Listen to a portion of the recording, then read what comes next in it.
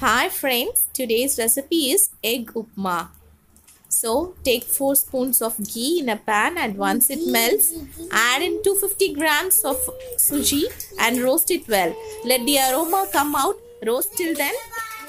Now add some oil and then mustard and then half spoon of cumin seeds, then green chilies or dry chilies, some curry leaves and 1 onion. Saute it well. Once the onions are done, add in 2 tomatoes. Saute it well. Then add chili powder 1 spoon, half spoon of turmeric powder, 2 spoons of coriander powder and very little of garam masala. Mix them well.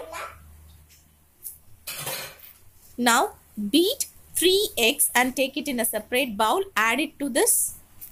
Once they are done, add 500 ml of water, the salt required, and then once it comes to boil, add the suji into it and keep on stirring continuously. Yes, of course. Now your upma is ready. You can transfer it to a separate plate, garnish it with some pistas or cashews and serve it to your children.